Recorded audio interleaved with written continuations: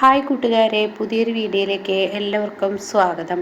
അങ്ങനെ സുശീല ഇവിടെ ശേഖരൻ്റെ പണം മോഷ്ടിക്കാനായിട്ട് ഭക്ഷണവുമായി വരികയാണ് കേട്ടോ. ആ സമയം ഇന്ദ്രൻ പുറത്ത് നിൽക്കുന്നുണ്ടാവും. ഇന്ദ്രൻ്റെ കണ്ണിൽ ഇത് കാണാണ്. ഇതേ സമയം ഇന്ദ്രനാണെങ്കിലോ ഇത് കാണുമ്പോൾ ഇങ്ങനെ നോക്കണം കേട്ടോ. ഇതൊന്നും അറിയാതെ സുശീലയാണെങ്കിലോ ഭക്ഷണം കൊണ്ടുവച്ച് താൻ കൊണ്ടുവന്ന പാത്രത്തിൽ നിന്ന് മറ്റൊരു പാത്രത്തിലോട്ട് മാറ്റുന്നു. ഇതൊക്കെ കാണുന്ന ഇന്ദ്രന് എന്തോ ഒരു ബുദ്ധിമുട്ട് ഇന്ദ്രന് തോന്നുന്നുണ്ട് കേട്ടോ. പക്ഷെ എന്ത് ചെയ്യാൻ, ഒന്നും പറയാൻ പറ്റത്തില്ലല്ലോ, അവരുടെ സ്വഭാവം അങ്ങനെയാണല്ലോ. അങ്ങനെ ഇന്ദ്രൻ പതുങ്ങി നിന്ന് നോക്കിയാണ്. പിന്നീട് ആ പാത്രമൊക്കെ വെച്ചതിന് ശേഷം ശേഖരൻ്റെ പേഴ്സ് എടുക്കുകയാണ് കേട്ടോ. ആ ഒരു ബാഗ് എടുക്കുകയാണ്. ഇത് കാണുന്ന ഇന്ദ്രന് കാര്യം പിടികിട്ടി. അങ്ങനെ പതിയെ സുശീല ആ പേഴ്സ് ഇങ്ങനെ തുറന്ന് നോക്കുമ്പോൾ അതിലൊരു കവറുണ്ടാവും കേട്ടോ.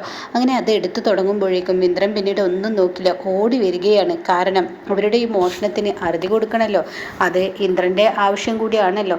അതുകൊണ്ട് ഇന്ദ്രൻ ഓടിയെത്തുകയാണ് കേട്ടോ.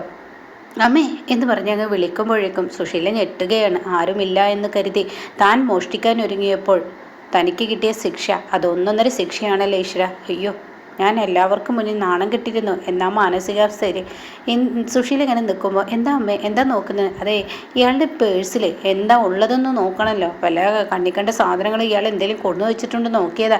ഓ അങ്ങനെയല്ലേ, അയാളുടെ പണി കഴിഞ്ഞില്ലേ? ഇല്ല, കഴിഞ്ഞിട്ടില്ല. അതെ, വേണം വെച്ച് ചെയ്യാണ്, പതിയെ പതിയെ ഇങ്ങനെ ചെയ്യാണ്, മനഃപൂർവ്വം മറ്റുള്ളവരെ കൊണ്ട് പറയിപ്പിക്കാൻ. ഓ ആയിക്കോട്ടെ എന്ന് പറഞ്ഞ് അവിടെ നിന്ന് പോവുകയാണ് കേട്ടോ. ആ സമയം ഇന്ദ്രൻ ഇങ്ങനെ ആലോചിച്ച് നിൽക്കുന്നുണ്ട് കേട്ടോ. എന്നാൽ ഈ സമയം ഇപ്പുറത്ത് അനന്തമാഷിന് ഭക്ഷണം കൊടുക്കാൻ വേണ്ടി അനുപമ വന്നിരിക്കുകയാണ്. അങ്ങനെ അനുപമ കാര്യങ്ങളൊക്കെ ഇങ്ങനെ പറയണം, അച്ഛാ കുടിക്ക് കഴിക്കുക എന്നൊക്കെ ഇങ്ങനെ പറയുന്ന സമയത്ത് മാഷ് ചോദിക്കുകയാണ്, അല്ല ശേഖരനെ കുറിച്ച് എന്തെങ്കിലും ഇന്ദ്രൻ പിന്നീട് വിളിച്ചു പറഞ്ഞു? ഓ, ഞാൻ വിളിക്കാനും പറയാനും ഒന്നും പോയില്ല. കാരണം ആ വീട്ടിലെ മനുഷ്യനോട് കാണിക്കുന്ന ക്രൂരത കണ്ടു മടുത്ത് എനിക്ക് സഹിക്കാനാവാതെ ഞാൻ അവിടെ നിന്ന് അച്ഛാ ഇങ്ങോട്ടേക്ക് പോകുന്നത്. ഇനി എനിക്ക് കഴിയില്ല അത് ചോദിക്കാനും അതറിയാനും.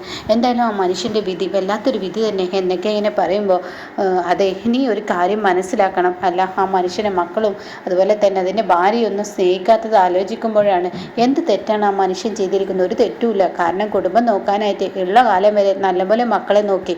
എന്നാൽ കുടുംബം നോക്കണം, നല്ല നിലയ്ക്ക് എത്തണമെന്ന് കരുതി നാട് വിട്ടപ്പോൾ പിന്നീട് അവിടെ വന്ന ക്രൂരതകളാണ്.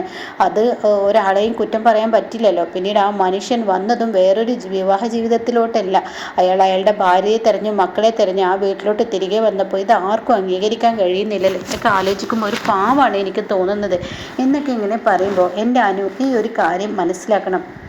സുശീല അംഗീകരിച്ചിരുന്നു, ആ മനുഷ്യനെ അംഗീകരിക്കും. ഈ ജന്മം മുഴുവനും ഇനി സുശീല അംഗീകരിക്കില്ല. കാരണം എന്താണെന്നറിയോ, അയാൾ തിരിച്ചു വന്നത് ഒരു ദരിദ്രനായിട്ടാണ്. എന്നാൽ അയാൾ തിരിച്ചു വരുന്ന ഒരു കോടീശ്വരനായിട്ടായിരുന്നെങ്കിൽ സുശീല അയാളെ അംഗീകരിച്ചിരുന്നു. അത് രണ്ടും രണ്ടാണ്. ഇത് നീ മനസ്സിലാക്കണം. ഇതാണോ അനൂപ് ഇവിടുത്തെ വ്യത്യാസം? അത് നീ മനസ്സിലാക്കാതെ പോയി എന്നൊക്കെ ഇങ്ങനെ അനന്തമാഷ് പറയുമ്പോൾ ഉടൻ തന്നെ അനുപമൊക്കെ കാര്യങ്ങളിൽ ഇവിടെ വ്യക്തത കിട്ടുകയാണ് കേട്ടോ. ഒന്നും വേണ്ട, അയാൾക്കിപ്പോൾ ഒരു കോടി 1,00,000 ലോട്ടറി അടിച്ചപ്പോൾ അവരുടെ കണ്ട കാട്ടിക്കൂട്ടിൽ കണ്ടില്ലേ, അതുപോലെ അയാൾക്കൊരു 25 കോടി അടിച്ചോക്ക്. ആ സമയം അയാൾ വലിയൊരു വിലയും നിലയൊക്കെ ആ വീട്ടിൽ കിട്ടും. അതുപോലെ സ്വഭാവക്കാരി തന്നെയാണല്ലോ സോനയെ. അപ്പോൾ അതുകൊണ്ട് അവർ നല്ലൊരു സ്ഥാനം കൊടുക്കുക എന്നൊക്കെ ഇങ്ങനെ പറയാണ്. അപ്പോൾ അച്ഛാ ഒരിക്കലും ഇനിയിപ്പോൾ അച്ഛന് സ്വസ്ഥതയും സമാധാനം ഉണ്ടാവില്ലല്ലേ? എനിക്ക് തോന്നുന്നില്ല. എന്തായാലും ആ പാവത്തിന് അതൊന്നും ഉണ്ടാവുമെന്ന് തോന്നുന്നില്ല. ഇനി വല്ല അത്ഭുതങ്ങൾ സംഭവിച്ചാലായി, അത്ര തന്നെ ഉള്ളൂ എന്ന് പറയുമ്പോൾ അനുപമക്ക് സങ്കടമാവുകയാണ്. അങ്ങനെ അനുപമ, ഇപ്പം നിനക്ക് ഏകദേശം സുശീലയെക്കുറിച്ച് മനസ്സിലായില്ലേ? ഓ എനിക്ക് മനസ്സിലായി അച്ഛാ എന്നും പറഞ്ഞ് താൻ പുറത്ത് പോയി അതിലിങ്ങനെ ചിന്തിക്കുകയാണ് കേട്ടോ. ആ സമയം താൻ ഇതിങ്ങനെ ചിന്തിക്കുന്ന സമയത്ത് അങ്ങോട്ടേക്ക് ഭാനുമ കയറി വരിക. എന്താ മോളെ, നീ ഉറങ്ങുന്നതല്ലേ? നീ എന്താ ഈ തിണ്ണയിലിരുന്ന് ആലോചിക്കുന്നത്? അത് പിന്നെ ഞാൻ ഇന്ദ്രട്ടൻ്റെ അച്ഛനെ കുറിച്ച് ആലോചിച്ച. ഓ ശേഖരനെ കുറിച്ചോ? അയാളുടെ വിധി പറയാതിരിക്കുകയാണ്. ആ ഭാനുമ്മേ, ആ വീട്ടിൽ അയാളോട് കാണിക്കുന്ന ക്രൂരതകൾ കണ്ടുമെടുത്തിട്ടാണ് ഞാൻ ഇങ്ങോട്ടേക്ക് വന്നത്. പക്ഷേ ഞാൻ പോന്നാലെങ്കിലും സോനയും അമ്മയും അയാൾക്ക് ഭക്ഷണം കൊടുക്കുന്ന പ്രതീക്ഷ എന്നിലുണ്ടായിരുന്നു. പക്ഷേ ഇത് രണ്ടും ഉണ്ടായില്ല.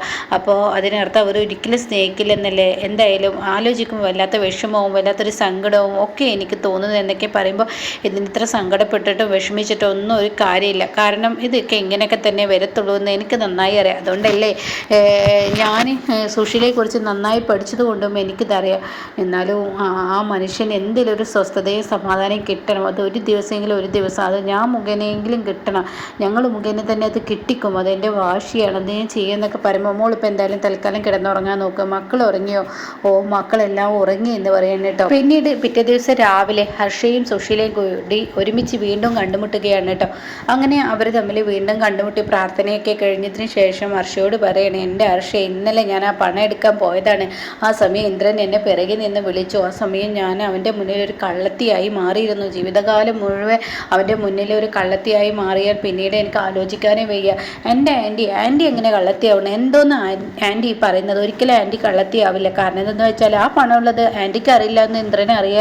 അപ്പോൾ പിന്നെ എങ്ങനെ കള്ളത്തിയാവും? എന്നാലും എന്നെക്കൊണ്ട് ഇനി കഴിയില്ല ആ പണം എടുക്കാൻ. അപ്പോൾ അതുകൊണ്ട് ഞാനത് എടുക്കാൻ പറ്റത്തില്ല എന്ന് പറയുന്നുണ്ടോ. അപ്പോൾ അത് കേൾക്കുന്നതിനോടുകൂടെ ആൻറ്റിയെ കൊണ്ട് കഴിയില്ലെന്നല്ലേ പറഞ്ഞത്. എന്നാൽ നമുക്കൊരു പണി ചെയ്യാം. അയാൾ ഏതായാലും സിറ്റ് ഔട്ടിലല്ലേ കിടക്കുന്നത്, നമുക്ക് വേറൊരു പണി ചെയ്യാം. ആൻറ്റി അതിനുള്ള ഏർപ്പാടുകൾ ചെയ്താൽ മതി. എന്ത് പണി? ഞാനൊരാളെ വിട്ട് അവിടെ മോഷ്ടിക്കാൻ ഞാൻ ചെയ്തോളാം. അത് കേൾക്കുന്നതിനോടുകൂടി ഉടൻ തന്നെ പറയണം, അതെങ്ങനെ നടക്കും?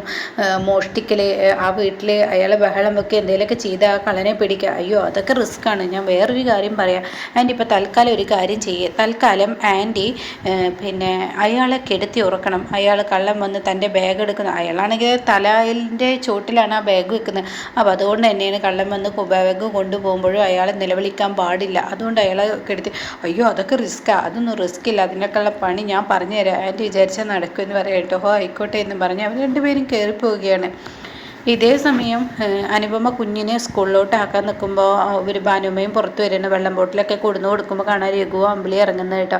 ആഹാ, വലിയച്ഛൻ വരുന്നുണ്ടല്ലോ മോളെ എന്തൊക്കെയാണ് പറയാണ്. അപ്പോഴേക്കും അമ്പിളിയും ഉണ്ട് കേട്ടോ. അപ്പോൾ ചേച്ചിക്ക് റെസ്റ്റ് വേണ്ട സമയത്ത് ചേച്ചി, എല്ലടി മോളെ, ഞാൻ അച്ഛൻ ഇവിടെ വന്നിട്ട് അച്ഛനെ ഒക്കെ ഒന്നും വന്ന് കണ്ടില്ല. അപ്പോൾ അച്ഛനെ കാണാത്തത് കൊണ്ട് തന്നെ എനിക്ക് സമാധാനവും കിട്ടുന്നില്ല. അതുകൊണ്ടാണ് ഞാൻ അങ്ങോട്ടേക്ക് വന്നത് എന്ന് പറയണം. ആ എന്നാൽ വാ എന്ന് പറയുന്നത്. അപ്പോൾ ഞാൻ കുഞ്ഞിനെ എന്തായാലും ഞാൻ കൊണ്ടാക്കി കൊടുത്തോളാം, ലച്ചുമോളും ഉണ്ടല്ലോ, നീ ഇവിടെ ഇരുന്നോ. പിന്നെ മാത്രമല്ല എനിക്കൊരു മീറ്റിംഗ് ഉണ്ട്, ഞാൻ അതുകൊണ്ട് പോവുകയാണ്. വരുന്ന വഴിക്ക് അമ്മാവനെ കണ്ടോളാം, ഇപ്പോൾ കാണാൻ നേരമില്ല എന്നൊക്കെ പറഞ്ഞിട്ട് രഘു പോവുകയാണ് കേട്ടോ. പിന്നീട് ഭാനു, അയ്യോ അടുപ്പത്ത് എന്തോ വെച്ചിരിക്കുന്നു, ഇപ്പോഴാണ് ഓർമ്മയിൽ കിട്ടുന്നത്, അത് കരിഞ്ഞ മണം എടുക്കുന്നു, എന്താണാവോ എന്ന് പറഞ്ഞ് ഭാനുമ്മ ഓടുക. അത് കാണുന്ന അമ്പിളി പറയുന്നത്, ആ പാവം വയസ്സ് സമയത്ത് ഇങ്ങനെ ഓടി നടക്കുന്നത് കാണുമ്പോൾ വലിയ സങ്കടം ഉണ്ടെന്നൊക്കെ ഇങ്ങനെ പറയുമ്പോൾ, ആ പാവത്തിന് അങ്ങനെ ഓടി നടക്കുന്നത് കൊണ്ടാണ് ആ പാവത്തിന് വലിയ കുഴപ്പമൊന്നും ഇല്ലാത്തത് എന്നും പറയുന്നുണ്ട് കേട്ടോ. ഈ സമയം അനുപമ ചോദിക്കാണ്, അല്ല രഘുവേട്ടൻ്റെ സംശയമൊക്കെ മാറിക്കിട്ടിയോ? അതിനൊക്കെ ഒരു അർത്ഥമുണ്ടായോ? ഇതിന് തൻ്റെ കുഞ്ഞാണെന്ന് അംഗീകരിച്ചോ? അതൊക്കെ ഞാൻ ആ ഹോസ്പിറ്റലിൽ നിന്ന് തന്നെ അതിനൊക്കെ തെളിവ് സഹിതം അങ്ങ് കൊടുത്തപ്പോൾ പിന്നീട് അത് നിർത്തി. ഇപ്പോൾ മോൻ്റെ വരവിനുമായി കാത്തിരിക്കുകയാണ്. മോനോ? അപ്പോൾ അത് മോനാണെന്ന് തീരുമാനിച്ചോ? ഓ, അത് മോനാണെന്ന് തന്നെ രഘുവേട്ടൻ തീരുമാനിച്ചിരിക്കുന്നു. മോളായ സ്ഥിതിക്ക് ഇനി ഇത് മോന് എന്നാണ് രഘുവേട്ടൻ്റെ പ്രതീക്ഷ എന്നൊക്കെ ഞാൻ പറയാൻ കേട്ടോ. എന്തായാലും വാ എന്ന് പറഞ്ഞ് അകത്തോട്ട് കയറി ചെല്ലുമ്പോൾ മാഷ് കുളി കഴിഞ്ഞ് വന്നിരിക്കുന്നു കേട്ടോ.